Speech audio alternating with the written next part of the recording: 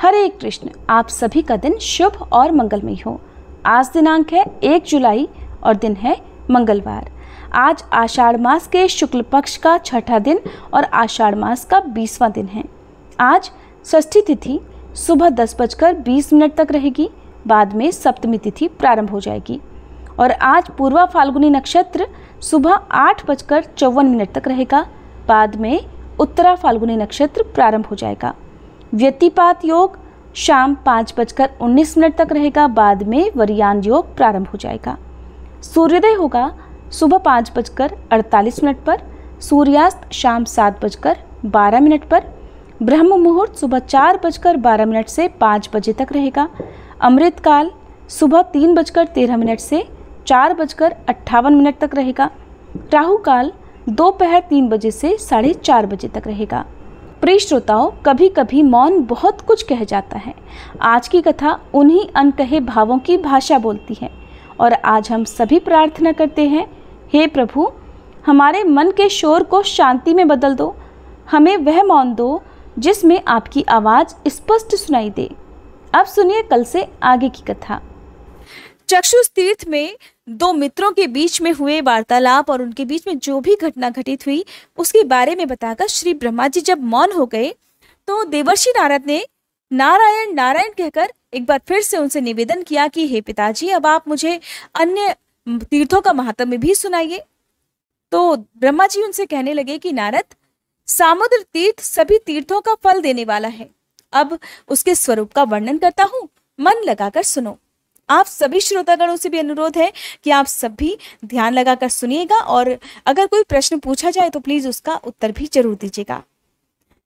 तो जब देवर्षि नारद से ब्रह्मा जी कहते हैं कि अब मैं तुमसे सामुद्र तीर्थ का महात्म्य वर्णन करता हूँ, सुनो, तो देवर्षि नारद भी उनके सामने हाथ जोड़कर ध्यान लगाकर बैठ गए और बड़े प्रेम से, बड़े ध्यानमग्न होकर महात्म्य सुनने लगे। ब्रह्मा जी कहते हैं कि गौतम के विदा करने पर पाप नाशिनी गंगा जब तीनों लोगों का उपकार करने के लिए ब्रह्मगिरि से पूर्व समुद्र की ओर चली, तब मार्ग में मैंने उनके जल को लेकर कमंडल में धारण कर लिया। परमात्मा शिव ने उन्हें मस्तक पर चढ़ाया। वे भगवान विष्णु के चरणों से प्रकट हुई हैं। ब्रह्म ऋषि गौतम ने मर्त्यलोक में उनका अवतरण कराया है। वे स्मरण मात्र से ही सभी पापों का नाश करने वाली है और गुरुओं की भी गुरु है। नारद, समुद्र ने जब उन्हें अपनी ओर आते देखा तब मन ही मन विचार किया कि जो संपूर्ण जगत की वंदनीय और सभी की ईश्वरी है, जिन्हें ब्रह्मा तथा शिव आदि देवता भी शीश झुकाते हैं, उनके स्वागत में मुझे कुछ दूर आगे तक जाना चाहिए, नहीं तो मेरे धर्म में दोष आएगा। जो अपने घर आते हुए महापुरुष को लेने के लिए मोहवश स्वयं उपस्थित नहीं होता, उस पापी की रक्षा करने वाला दोनों लोकों में कोई नहीं है। ऐसा विचार कर समुद्र मूर्तिमान होकर हाथ जोड़े विनीत भाव से गंगा जी के समीप आया और इस प्रकार बोला कि देवी, तुम्हारा ये जल जो आकाश, पाताल और मर्त्यलोक में फैला हुआ है, मुझ में आकर मिले, इसके लिए मैं कुछ नहीं कहूंगा। मेरे भीतर रत्न, अमृत, पर्वत, राक्षस और असुर रहते हैं। इनको तथा अन्य भयंकर जल जंतुओं को भी मैं धारण करता हूँ। मेरे जल में लक्ष्मी सहित श्री हरि सदा शयन करते रहते हैं। इस चराचर जगत में मेरे लिए कुछ भी असंभव नहीं है। मैं तुम्हारे स्वागत में यहाँ तक आया हूँ। जो अपने से बड़े के आने पर अहंकारवश आगे बढ़कर उसका स्वागत नहीं करता, वह धर्म आदि से भ्रष्ट होकर नरक में पड़ता है। हे भगवती गंगा, तुमसे एक प्रार्थना करता हूँ, तुम 7 धाराओं में आकर मुझसे मिलो। यदि एक ही धारा के रूप में आकर मिलोगी तो मैं तुम्हारे दुस्सह वेग को धारण नहीं कर सकूंगा। समुद्र का यह वचन सुनकर गौतमी गंगा कहने लगी, समुद्र, मेरी ये बात मानो, सप्त ऋषियों की जो अरुंधति आदि पत्नियां हैं, उन सभी को उनके पतियों सहित ले आओ, तब मैं छोटे रूप में हो जाऊंगी। बहुत अच्छा कहकर समुद्र सप्त ऋषियों के पास चल दिए और उनकी पत्नियों को ले आए। तब गोदावरी देवी 7 धाराओं में विभक्त हो गई और उसी रूप में उनका फिर समुद्र से संगम हुआ। सप्तऋषियों के नाम पर वे सप्त गंगा के नाम से विख्यात हुई। वहां भक्ति पूर्वक जो स्नान, दान, श्रवण, पाठ और स्मरण आदि शुभ कर्म किया जाता है, वह समस्त अभीष्ट वस्तुओं को देने वाला होता है। पाप की हानि, भोग और मोक्ष की प्राप्ति तथा मन की प्रसन्नता के लिए तीनों ही लोकों में समुद्र तीर्थ से बढ़कर दूसरा कोई तीर्थ नहीं है। सप्तगंगा हरिद्वार से 5 किलोमीटर की दूरी पर है। अगर आप सप्तगंगा के बारे में जानना चाहते हो तो अगले अध्याय में मैं आपको इस बारे में भी कथा सुनाऊंगी, तो मुझे कमेंट बॉक्स में बता दीजिएगा। तो जब ब्रह्मा जी समुद्र तीर्थ के बारे में कहते हैं कि तीनों ही लोकों में समुद्र तीर्थ से बढ़कर दूसरा कोई तीर्थ नहीं है, समुद्र तीर्थ के अलावा वहां ऋषि तीर्थ भी है, जहां सातों ऋषि तपस्या करने के लिए बैठे थे, और जहां भीमेश्वर शिव विराजमान है, वहां का वृतांत इस प्रकार है।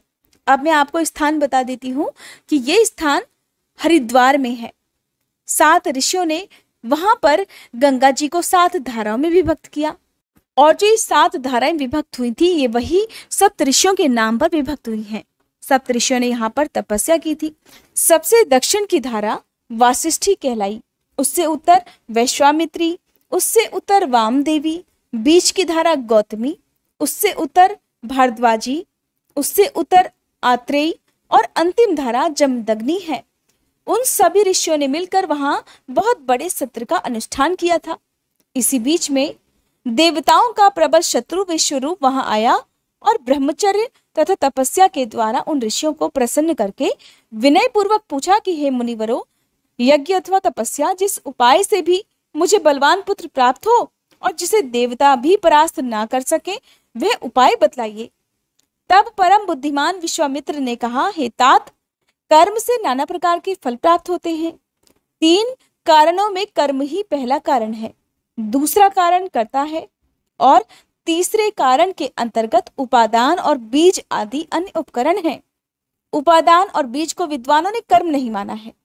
जहां बहुत से कारण उपस्थित हो, वहां कर्म ही प्रधान होता है, और क्योंकि कर्म करने से फल की सिद्धि देखी जाती है और ना करने से नहीं देखी जाती, इसलिए फल की सिद्धि कर्म के ही अधीन है। अगर कर्म करोगे तो ही फल की प्राप्ति होगी। अब कर्म भी 2 प्रकार के होते हैं, क्रियमाण और कृत। क्रियमाण कर्म का जो साधन है, वह कर्तव्य बतलाया गया है। विद्वान पुरुष कर्म करते हुए जो भावना करता है, उसके अनुरूप ही फल की सिद्धि होती है। अगर बिना भावना के विधि पूर्वक कर्म का अनुष्ठान करता है तो उसे अन्य प्रकार का फल मिलता है, किंतु भावना करने पर यानी कि इच्छा करने पर संपूर्ण फल उस भावना के अनुरूप ही होता है। अतः तप, व्रत, दान, जप और यज्ञ आदि क्रियाएं कर्म के अनुरूप भाव से ही अभीष्ट फल देती हैं। भाव भी 3 प्रकार का जानना चाहिए, सात्विक, राजस और तामस। जिस भावना के अनुरूप कर्म होगा वैसा ही फल मिलेगा। अतः फल की प्राप्ति कर्म के अनुसार और भावना के अनुरूप भी होती है।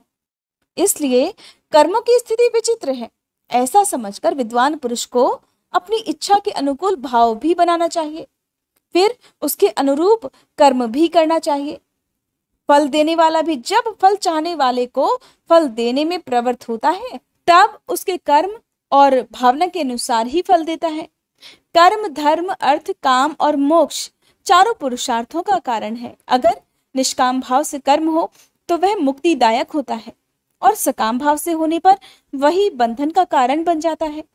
अपने भाव के अनुसार ही कर्म बनता है, और वही इस लोक और परलोक में तरह तरह के फल देता है। अतः भाव सबसे बढ़कर है। तुम भी भाव के अनुसार कर्म करो, फिर जो चाहोगे वो प्राप्त कर लोगे। बुद्धिमान विश्वामित्र मुनि का कथन सुनकर विश्वरूप ने तामस भाव का आश्रय लेकर दीर्घ काल तक तपस्या की। प्रधान ऋषियों के मना करने पर भी उसने अपने क्रोध के अनुरूप देवताओं के लिए भयंकर कार्य किया। भयंकर कुंड खोदकर उसमें भयानक अग्निदेव को प्रज्वलित किया, और उसी में बैठकर मन ही मन अत्यंत भयंकर रौद्र रूप का आत्मरूप से चिंतन किया। उसे इस प्रकार तपस्या करते देख आकाशवाणी हुई, भीम स्वरूप जगदीश्वर शिव की महिमा को कौन जानता है। वे संपूर्ण जगत की सृष्टि करते हैं तो भी उसकी आसक्ति से लिप्त नहीं होते। इस प्रकार कहकर आकाशवाणी मौन हो गई। मुनीश्वरगण भगवान भीमेश्वर को नमस्कार करके अपने अपने आश्रम को चले गए। विश्वरूप महाभीम अत्यंत भयंकर था। उसके कर्म भी भयंकर थे, उसकी आकृति भी बड़ी भयानक थी, उसके हृदय का भाव भी भयंकर ही था। उसने भीम स्वरूप भगवान रुद्र का ध्यान करके अग्नि में अपनी आहुति दे दी। तब से उसके द्वारा आराधित भगवान शंकर भीमेश्वर कहलाते हैं। वहां किया हुआ स्नान और दान निस्संदेह मोक्ष देने वाला होता है। जो सदा भक्ति पूर्वक इस प्रसंग का पाठ और श्रवण करता है तथा देवताओं के स्वामी भीम स्वरूप भगवान शिव को प्रणाम करता है, उसे भगवान शिव अपने सर्व पापहारी चरणों की शरण में लेकर मुक्ति प्रदान करते हैं। यो तो भगवती गोदावरी सर्वत्र और सदा ही संपूर्ण पाप राशि का विनाश करने वाली तथा मोक्ष प्रदान करने वाली है, फिर भी जहां वे समुद्र में मिली है वहां उनका महात्म्य विशेष रूप से बढ़ा हुआ है। जो पुण्यात्मा प्राणी गोदावरी सागर संगम में स्नान कर लेता है, वह अपने पूर्वजों का दुस्सह नरक से उद्धार करके स्वयं भी मुक्त हो जाता है और भगवान शिव के धाम में जाता है। जो वेदांत द्वारा जानने योग्य तथा सभी का उपास्य है, साक्षात वह ब्रह्म ही भीमेश्वर के रूप में प्रकट है। भीमेश्वर का दर्शन कर लेने पर जीव फिर भयंकर दुख देने वाले संसार में प्रवेश नहीं किया करते। देवताओं की भी वंदनीय गंगा जब समुद्र में मिली, तब संपूर्ण देवता और मुनि उनके पीछे पीछे स्तुति करते हुए गए। वशिष्ठ, जाबाली, याज्ञवल्क्य, क्रतु, अंगिरा, दक्ष, मरीचि, अन्यान्य वैष्णवगण, शातातप, शौनक, देवरात, भृगु, अग्निवेश, अत्रि, मरीचि, मनु, गौतम, कौशिक, तुम्ब्रु, पर्वत, अगस्त्य, मार्कंडेय, पिप्पल, गालव, योगीजन, वामदेव, अंगिरस तथा भार्गव, ये समस्त पुराण वेत्ता महर्षि प्रसन्न चित्त से वैदिक मंत्रों द्वारा देवी गोदावरी की स्तुति करते थे। गोदावरी को समुद्र में मिली हुई देख भगवान शिव और विष्णु ने भी मुनियों को प्रत्यक्ष दर्शन दिया। देवताओं और पितरों ने भी सबकी पीड़ा दूर करने वाले उन दोनों देवताओं का दर्शन और स्तवन किया। आदित्य, वसु, रुद्र और इंद्रगण, मरुदगण, लोकपाल, ये सब हाथ जोड़कर भगवान शिव और विष्णु की स्तुति करते थे। समुद्र और गंगा के सातों प्रसिद्ध संगमों पर सदा भगवान शिव और विष्णु स्थित रहते हैं। वहां महादेव जी गौतमेश्वर के नाम से विख्यात हैं। लक्ष्मी सहित भगवान विष्णु भी वहां नित्य निवास करते हैं। ये सारे तीर्थ इस तरह के हरिद्वार में, जो कि उत्तराखंड में, वहां पर स्थापित हैं। मैंने जो वहां शिव की स्थापना की है वह शिवलिंग ब्रह्मेश्वर के नाम से प्रसिद्ध है। देवताओं सहित मैंने अपने लिए कारण उपस्थित होने पर संपूर्ण लोकों के उपकार के लिए भगवान विष्णु का भी स्तवन किया था। नारद, वे विष्णु वहां चक्रपाणि के नाम से विख्यात है। वहीं ऐन्द्र तीर्थ भी है और उसी को हयग्रीव तीर्थ भी कहते हैं। वहां सोम तीर्थ भी है, जहां भगवान शिव सोमेश्वर के नाम से प्रसिद्ध हैं। एक समय इंद्र ने बड़े बड़े यज्ञों द्वारा मेरी आराधना करके मेरे प्रसाद से अपना मनोरथ सिद्ध किया था। तब से मैं भी वही सब लोगों का उपकार करने के लिए रहता हूँ। विष्णु और शिव तो वहां है ही। अग्नि ने जहां यज्ञ किया था वह स्थान आग्नेय तीर्थ के नाम से प्रसिद्ध है। फिर आदित्य तीर्थ है, जहां वेदमय आदित्य प्रतिदिन मध्याह्न काल में दूसरा रूप धारण करके मेरा, शिव का तथा विष्णु का दर्शन और उपासना करने के लिए आते हैं। वहां मध्याह्न काल में सभी लोग वंदनीय हैं, क्योंकि न मालूम सूर्य वहां किस रूप में आ जाए। उसके सिवा पर्वत श्रेष्ठ इंद्रगोप पर एक दूसरा तीर्थ भी है। वहां किसी कारणवश गिरिराज हिमालय ने महान शिवलिंग की स्थापना की थी, अतः उसे आद्री तीर्थ कहते हैं। वहां किया हुआ स्नान और दान संपूर्ण अभीष्ट वस्तुओं को देने वाला तथा शुभ है। इस प्रकार गौतमी गंगा ब्रह्मगिरी से निकलकर जहां समुद्र में मिली है, वहां तक के कुछ तीर्थों का मैंने संक्षेप में वर्णन किया है। नारद, गौतमी गंगा वेद और पुराणों में भी प्रसिद्ध है। ऋषियों द्वारा भी उनकी बड़ी ख्याति हुई है। संपूर्ण विश्व ने उनके चरणों में मस्तक झुकाया है। उनका प्रभाव अत्यंत महान है। नारद, किसमें इतनी शक्ति है जो गोदावरी की महिमा का पूरा पूरा वर्णन कर सके? जो भक्ति पूर्वक उनके गुणगान में प्रवृत्त हो, यथा किंचित उनकी महिमा का दिग्दर्शन करता है या कराता है, उसके ऐसा करने में निस्संदेह कोई अपराध नहीं है। इसलिए मैंने भी लोक कल्याण के उद्देश्य से अत्यंत प्रयास करके गंगा के महात्म्य को संक्षेप से सूचित किया है। कौन गोदावरी के प्रत्येक तीर्थ का प्रभाव बता सकता है? कहीं किसी स्थान पर किसी विशेष समय में कोई उत्तम तीर्थ प्रकट होते हैं, परंतु गौतमी में सर्वत्र और सदा ही तीर्थों का वास है। वे मनुष्यों के लिए सभी जगह और सब समय पवित्र है। उनके गुणों का वर्णन कौन कर सकता है? उनके लिए तो केवल नमस्कार करना ही उचित जान पड़ता है।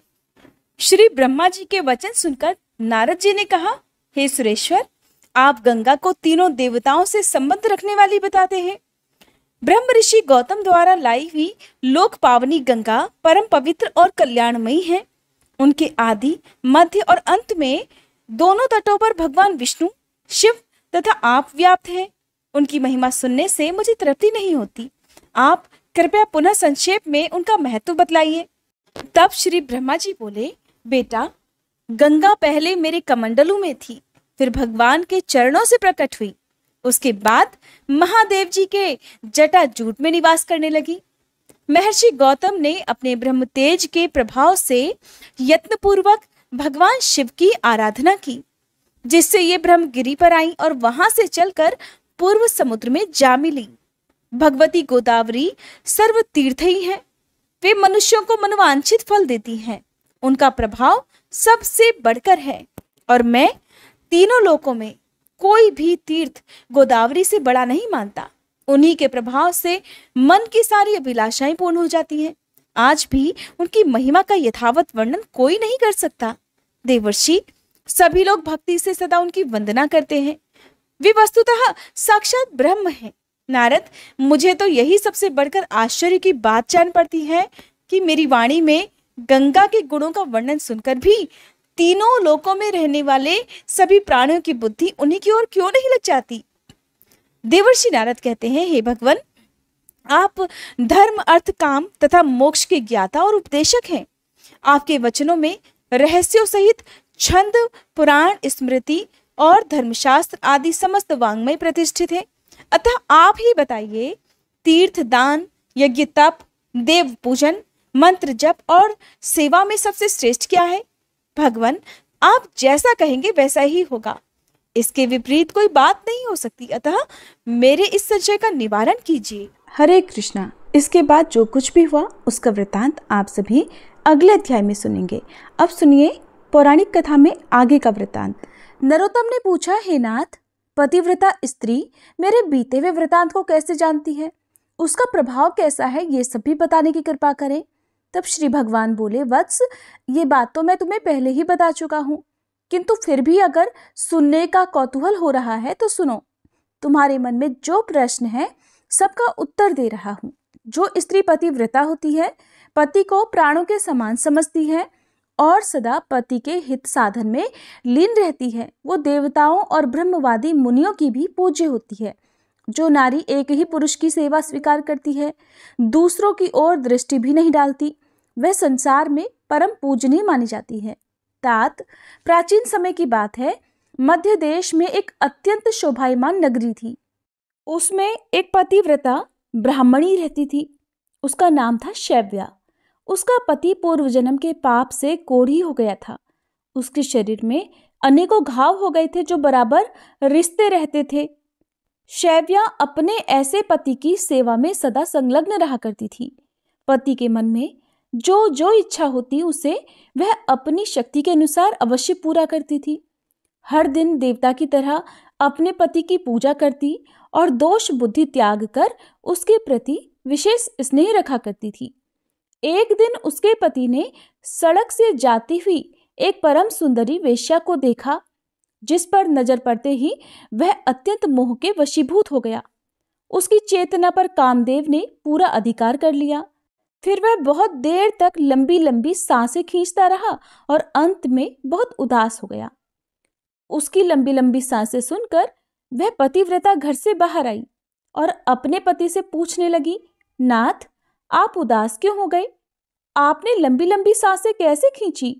प्रभु, आपको जो भी प्रिय हो वो कार्य मुझे बताइए। वो करने लायक हो या ना हो, मैं आपके उस प्रिय कार्य को अवश्य ही पूरा करूंगी। एकमात्र आप ही मेरे गुरु हैं, मेरे प्रियतम हैं। पत्नी के इस प्रकार पूछने पर उसके पति ने कहा, प्रिय, उस काम को न तुम पूर्ण कर सकती हो न मैं ही, इसलिए व्यर्थ बात करना उचित नहीं है।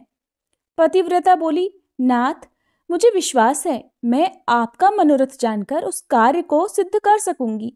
आप मुझे आज्ञा दीजिए। जिस किसी उपाय से हो सके मुझे आपका काम पूरा करना ही है। अगर आपके दुष्कर कार्य को मैं प्रयास करके पूरा कर सकूं तो इस लोक और परलोक में भी मेरा परम कल्याण होगा। तब उस कोढ़ी ने कहा, साध्वी, अभी अभी इस रास्ते से एक परम सुंदरी वेश्या जा रही थी। उसका शरीर सब ओर से मनोरम था। उसे देखकर मेरा हृदय कामाग्नि से जल रहा है।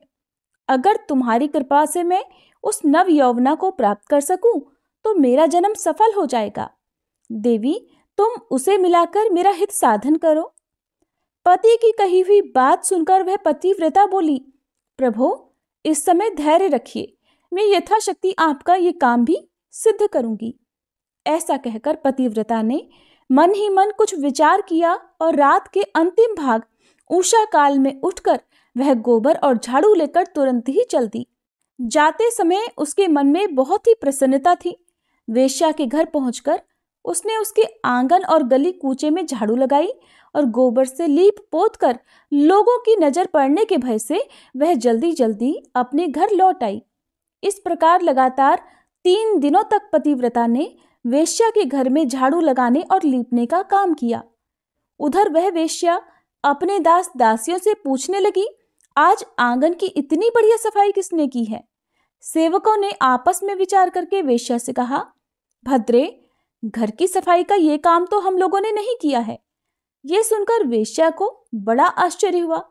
उसने बहुत देर तक इस बारे में सोचा और रात बीतने पर जैसे ही वह उठी तो उसकी दृष्टि उस पतिव्रता ब्राह्मणी पर पड़ी। वो आज भी हर दिन की तरह उसके घर का काम करने के लिए आई थी। उस परम साध्वी पतिव्रता को देखकर, हाय हाय, आप ये क्या करती हैं? क्षमा कीजिए, रहने दीजिए। ऐसा कहती हुई वेश्या ने उसके पैर पकड़ लिए और फिर कहा, पतिव्रते, आप मेरी आयु, शरीर, संपत्ति, यश और कीर्ति, इन सब का विनाश करने के लिए ऐसी चेष्टा कर रही है। साध्वी, आप जो जो भी वस्तु मांगेंगी उसे मैं निश्चय ही दूंगी।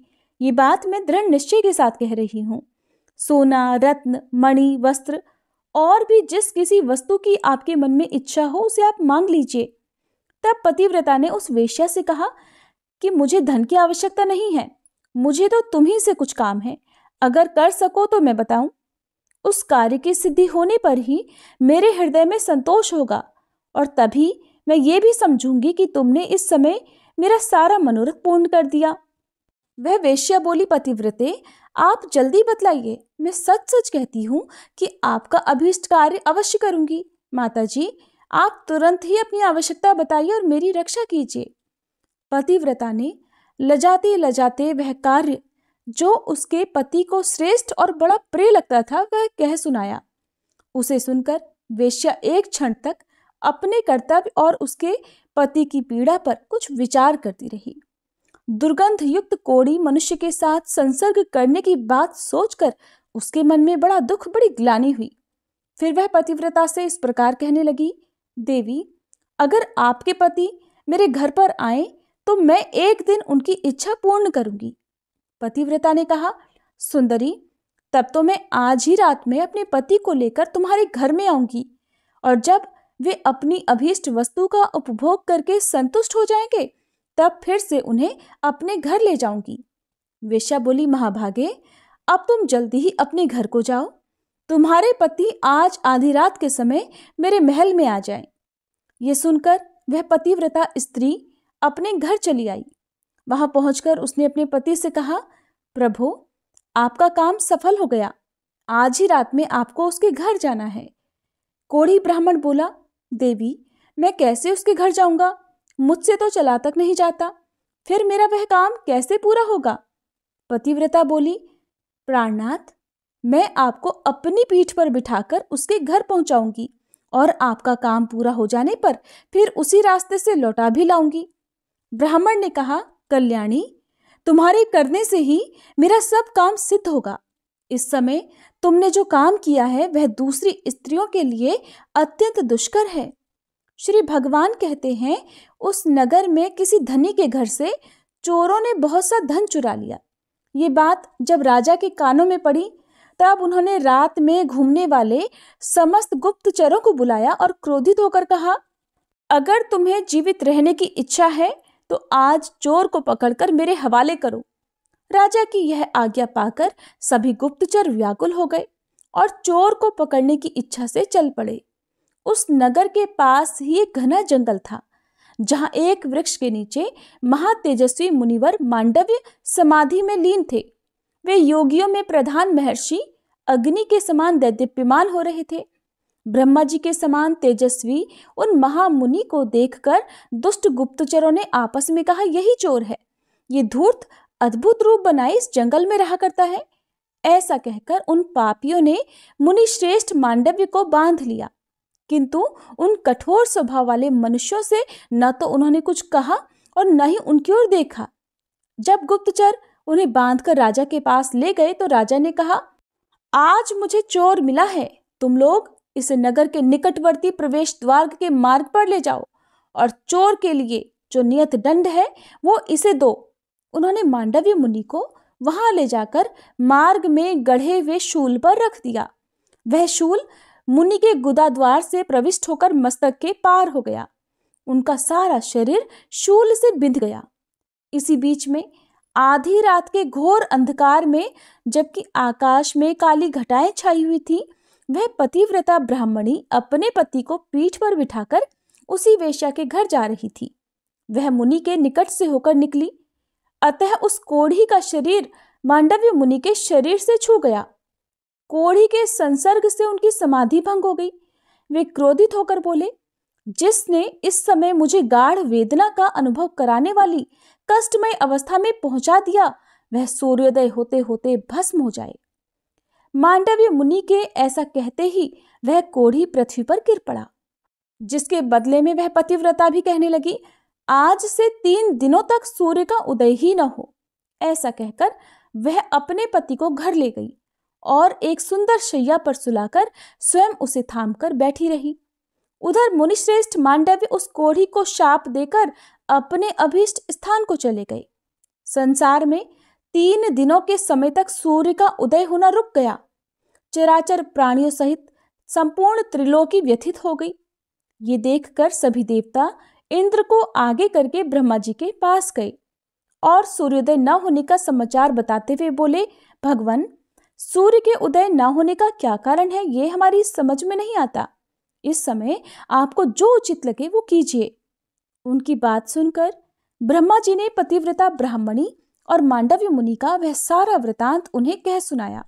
इसके बाद देवता विमानों पर आरूढ़ होकर प्रजापति को आगे करके शीघ्र ही पृथ्वी पर उस कोढ़ी ब्राह्मण के घर के पास गए। उनके विमानों की कांति और मुनियों के तेज से पतिव्रता के घर के भीतर सैकड़ों सूर्यों का सा प्रकाश छा गया। उस समय हंस के समान तेजस्वी विमानों द्वारा आए हुए देवताओं को उस पतिव्रता ने देखा। वह अपने पति के समीप लेटी हुई थी। ब्रह्मा जी ने उसे संबोधित करके कहा, माता, संपूर्ण देवताओं, ब्राह्मणों और गौ आदि प्राणियों की जिससे मृत्यु होने की संभावना है, ऐसा दुष्कर काम तुम्हें क्यों पसंद आया? सूर्योदय के विरुद्ध जो तुम्हारा क्रोध है अब उसे त्याग दो। पतिव्रता कहने लगी, भगवान, एकमात्र पति ही तो मेरे गुरु हैं। ये मेरे लिए संपूर्ण लोकों से बढ़कर हैं। सूर्योदय होते ही मुनि के शाप से उनकी मृत्यु हो जाएगी और इसी कारण मैंने सूर्य को शाप दे दिया है। क्रोध, मोह, लोभ, मात्सर्य अथवा काम के वश में होकर मैंने ऐसा नहीं किया। ब्रह्मा जी ने कहा, माता, जब एक की मृत्यु से 3 लोगों का हित हो रहा हो तो ऐसी दशा में तुम्हें बहुत अधिक पुण्य होगा। पतिव्रता बोली, पति का त्याग करके मुझे आपका परम कल्याण में सत्यलोक भी अच्छा नहीं लगता।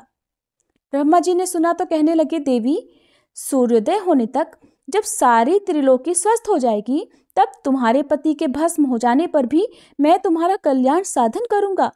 हम लोगों के आशीर्वाद से यह कोढ़ी ब्राह्मण कामदेव के समान सुंदर हो जाएगा। ब्रह्मा जी के ऐसा कहने पर उस सती ने क्षण भर कुछ सोचा और उसके बाद हाँ कहकर उसने अपनी स्वीकृति दे दी। फिर तो तुरंत ही सूर्योदय हुआ और मुनि के शाप से पीड़ित वह ब्राह्मण राख का ढेर हो गया। फिर उसी राख से कामदेव के समान सुंदर रूप धारण किए वह ब्राह्मण प्रकट हो गया। ये देखकर समस्त पुरवासी बड़े आश्चर्य में पड़ गए। देवता प्रसन्न हो गए। सब लोगों का मन पूर्ण स्वस्थ हो गया। उस समय स्वर्गलोक से सूर्य के समान तेजस्वी एक विमान आया और वह साध्वी अपने पति के साथ उस पर बैठकर देवताओं के साथ स्वर्ग को चली गई। शुभा भी ऐसी ही पतिव्रता है, इसलिए वह मेरे समान है। उस सतीत्व के प्रभाव से ही वह भूत, भविष्य और वर्तमान तीनों कालों की बात जानती है। जो मनुष्य इस परम उत्तम पुण्यमय उपाख्यान को लोक में सुनाएगा, उसके जन्म जन्मांतर के किए हुए पाप नष्ट हो जाएंगे। ब्राह्मण ने आगे पूछा, भगवान, मांडव्य मुनि के शरीर में शूल का आघात कैसे लगा और पतिव्रता स्त्री के पति को कोढ़ का रोग क्यों हुआ, कृपया बताइए। तब भगवान श्री विष्णु बोले, मांडव्य मुनि जब बालक थे तब उन्होंने अज्ञान और मोहवश एक झिंगुर के गुदा देश में तिनका डालकर छोड़ दिया था। यद्यपि उन्हें उस समय धर्म का ज्ञान नहीं था, फिर भी उस दोष के कारण उन्हें एक दिन और रात वैसा कष्ट भोगना पड़ा। किंतु मांडव्य मुनि ने समाधिस्थ होने के कारण शूलघात जनित वेदना का पूरी तरह अनुभव नहीं किया। इसी प्रकार पतिव्रता के पति ने भी पूर्व जन्म में एक कोढ़ी ब्राह्मण का वध किया था। इसी से उसके शरीर में दुर्गंधयुक्त कोढ़ का रोग उत्पन्न हो गया। किंतु उसने ब्राह्मण को 4 गौरीदान और 3 कन्यादान किए थे। इसी से उसकी पत्नी पतिव्रता हुई और उस पत्नी के कारण ही वह मेरी समता को प्राप्त हुआ। ब्राह्मण ने कहा, नाथ, अगर पतिव्रता का ऐसा महात्म्य है, तब तो जिस पुरुष की भी स्त्री व्यभिचारिणी न हो, उसे स्वर्ग की प्राप्ति निश्चित है। सती स्त्री से सबका कल्याण होना चाहिए। श्री भगवान विष्णु बोले, ठीक है, संसार में कुछ स्त्रियां ऐसी कुलटा होती हैं जो सर्वस्व अर्पण करने वाले पुरुष के प्रतिकूल आचरण करती हैं। उनमें जो सर्वथा अरक्षणीय हो, जिसकी दुराचार से रक्षा करना असंभव हो, ऐसी स्त्री को तो मन से भी स्वीकार नहीं करना चाहिए। जो नारी काम के वशीभूत हो जाती है, वह निर्धन, कुरूप, गुणहीन और नीच कुल के नौकर पुरुष को भी स्वीकार कर लेती है। मृत्यु तक से संबंध जोड़ने में उसे हिचक नहीं होती। वह गुणवान, कुलीन, अत्यंत धनी, सुंदर और रतिकार्य में कुशल पति का भी परित्याग करके नीच पुरुषों का सेवन करती है।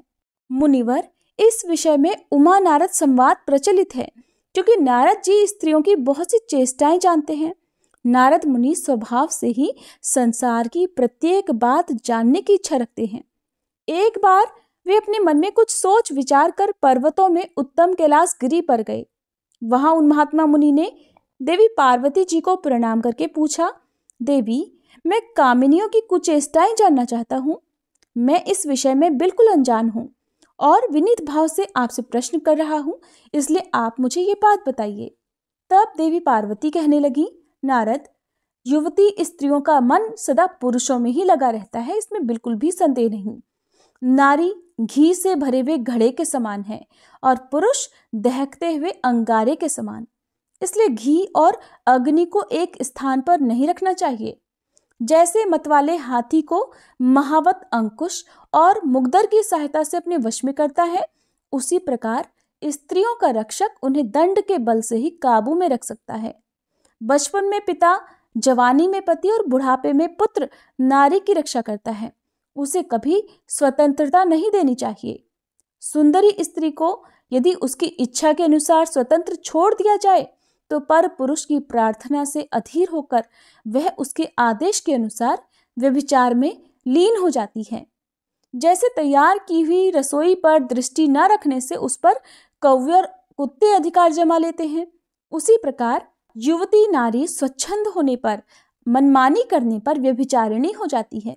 फिर उस कुलटा के संसर्ग से सारा कुल दूषित हो जाता है। पराये बीज से उत्पन्न होने वाला मनुष्य वर्ण संकर कहलाता है।